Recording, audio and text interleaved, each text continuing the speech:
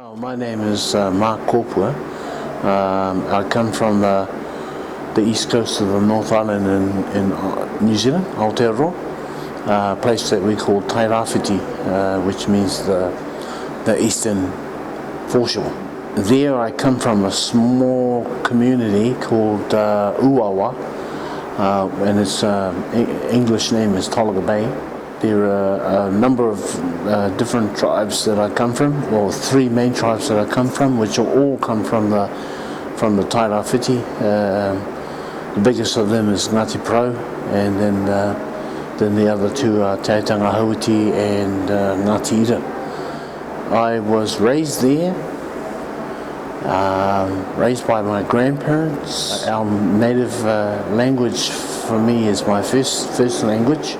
And I guess because of the nature of the work that my career as a traditional artist, but it's quite fundamental to that career was the language and my ability to communicate with a lot of the elders and historians from various tribes that I've worked amongst. So being raised by my grandparents, I'm raised by a generation that had lived a different lifestyle and grew up in a different era, and so the conversations with grandparents, the topics were from that generation. That generation liked to talk genealogy, who was related to who, all the histories that happened around in the region. So I grew up amongst that, and I did, it's close to about 40 years of traditional art practice now. So, and that art practice was as a traditional carver, within which I carved 7 meeting houses. And during that practice as well, I switched over and to become a traditional Maori tattooist, and practiced the art of moko, or moko, and it was during a period of time when moko was very, very close to extinction, and so a small handful of us in different pockets around the country started to play around with the idea and notion of getting into that and helping that revive that art form and that culture. So I got involved with that,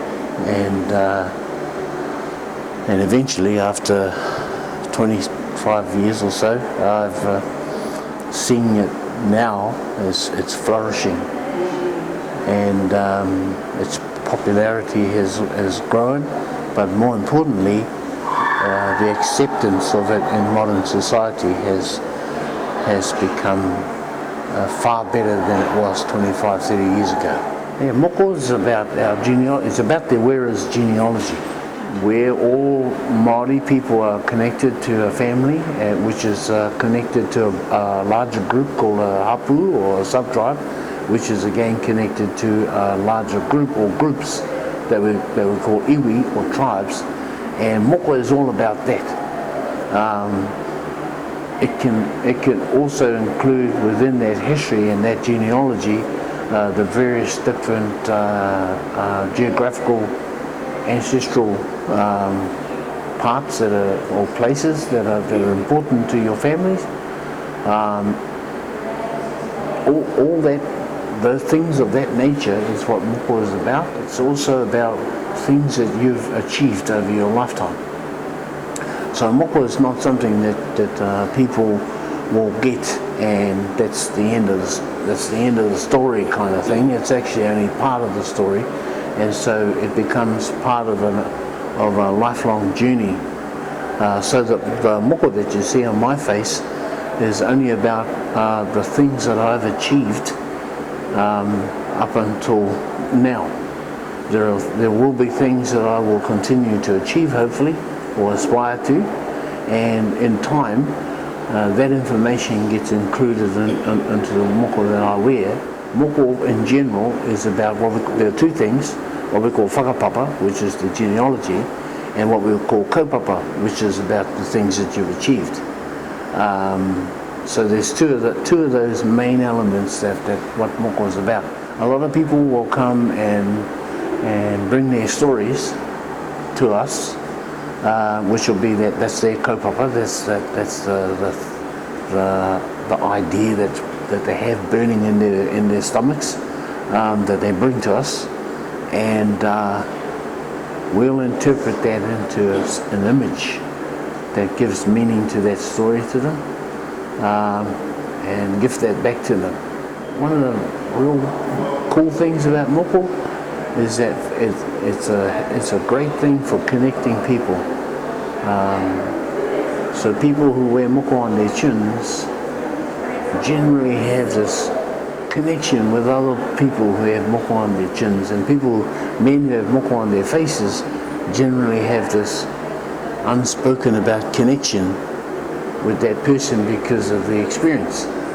They shared an experience at different times, obviously, but they both know and understand what that experience was like to have laid down and gone through what they had to go through to get that moko, and also what they had to go through after they got that moko because of maybe some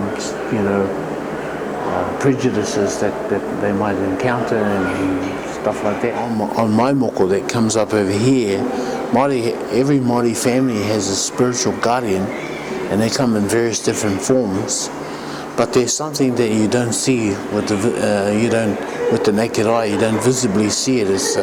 But spiritually, they're there. Mm-hmm. And so for me, because I've had information handed down to me by my grandparents about what they look like and what they represent and what their names are and stuff like that, what I've gone and done is put those two guardians on me, so that spiritually I'm carrying them with me all the time,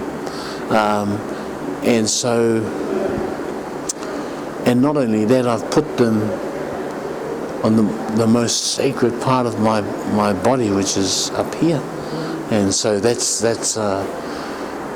part and parcel of that. Those spiritual guardians have now become part of me. So they've always been there, but I've brought them out. Yeah, we have a tradition of looking back in order to understand what's come before us, which helps us understand what shaped us. And with those collective things together, you can get a better idea of what might be in front of you.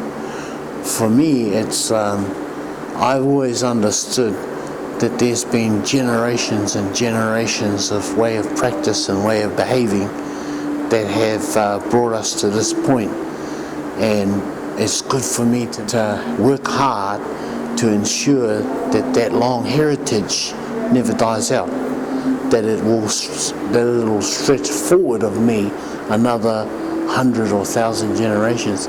So that's probably what I would encourage the next generations to try and achieve, is to maintain that your heritage is ongoing. It has to evolve to suit the time, but as long as you never let it fizzle out and die, you maintain it and you keep it alive. What happened when we were reinstating moko was a number of things, because there was scary territory at the time for us to not just as the artists, and we get so much kudos as artists for being that first wave of bringing back facial moko, but I've always liked to help to remind people that if it hadn't have been for the recipient, who was just as brave and just as afraid as we were, that it wouldn't have come back.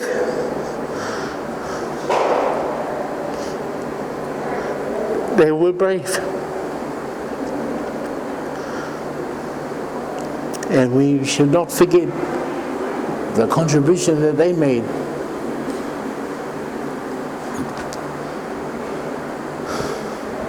Because it was important. And of course some of those people are no longer here with us. I've always maintained that women especially have always been the group that has carried our most important and most critical parts of our culture. And when I look at the revival of the language, it is our women that are doing that. And look at the revival of whatever it is that was suffering, it was our women that did that. And when I look at the revival of moko, again, it's our women that are doing that. They're strong.